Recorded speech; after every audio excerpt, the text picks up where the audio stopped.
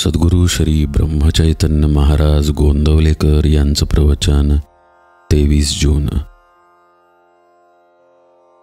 हेतू शुद्ध ठेवावा.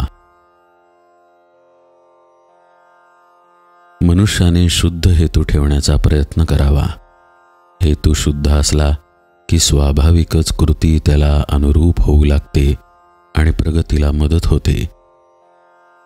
हेतू हा विहिरीत असणाऱ्या झऱ्याप्रमाणे आहे. झरा गोड पाण्याचा असला म्हणजे विहिरीचे पाणी स्वाभाविकच गोड असते. म्हणून हेतू शुद्ध ठेवण्याची दक्षता घ्यावी आणि त्याकरिता रामाची प्रार्थना करावी. माणसाला देहरक्षणापुरते अन्न, वस्त्र आणि नाम घेण्याची बुद्धी असली की असमाधानाला जागा नाही. नको दैन्यवाणे जेणे भक्ती उणे, हेच रामरायाजवळ मागावे. पर्वकाळात भगवंत कामधेनूचा अवतार घेऊन येतो. जे ज्याला पाहिजे ते तो देतो. पर्वकाळात सज्जन तसेच दुर्जनही आपली कामे करून घेतात.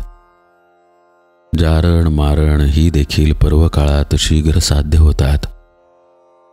आपण मात्र भगवंताचे कसे व्हावे हे पाहावे. शुभेच्छा धरावी, भावना जागृत करावी. काहीही कर, पण भगवंता तुझा विसर पडू देऊ नकोस, असे भगवंताजवळ मागावे.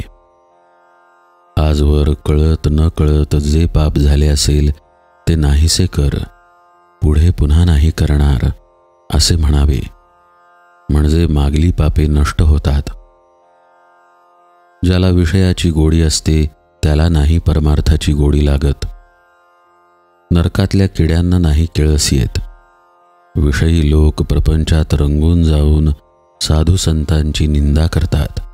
त्यांना मीच काय तो शहाणा मोठा असा अभिमान असतो. पण त्यांच्यापेक्षा लक्षावधी शहाणे आणि श्रीमंत जगात आहेत हे ते जाणत नाहीत. ते खालच्या लोकांकडे पाहतात आणि त्यांच्याहून मी श्रेष्ठ आहे असे म्हणतात. माझे चुकते आहे एवढे कळले तरी चालेल. विषयी लोकांना मला कुठे दुःख आहे असे वाटते. पण दारूप्रमाणे विषयाची धुंदी उतरली म्हणजे पश्चात्ताप होतो. देव आहे असे खऱ्या अर्थाने वाटणारे जगामध्ये थोडेच असतात. सद्विचार, सशास्त्र आणि सद्बुद्धी ही प्रत्येक माणसाला याच जन्मात भगवंताकडे नेण्यासाठी आहेत. प्रपंचाचा अनुभव कष्टमय आहे, पण भगवंताचा अनुभव आनंदमय आहे. तापाने आजारी असलेल्या माणसाला आपल्याला घाम यावा असे वाटत असते, पण नुसत्या वाटण्याने काही तो येत नाही. त्यासाठी डॉक्टरचे औषध घ्यावे लागते. तसे ज्याला भगवंताचे प्रेम यावे असे वाटते त्याने नाम घेणे हेच एक औषध घ्यावे. भगवंताचे प्रेम एकदा चिकटले की त्याच्या आड दुसरे काही येत नाही. खाणीतल्या दगडामध्ये जसे सोने असते तसा आपल्यामध्ये परमात्मा आहे.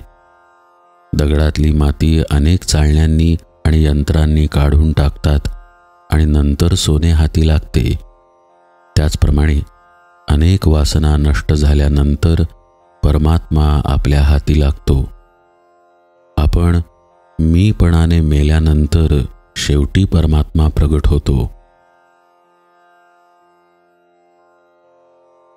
शुद्ध असावे आचरण, तसेच असावे अंतःकरण.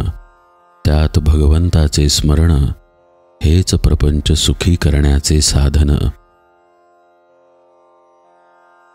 जानकी जीवन स्मरण जय जय राम.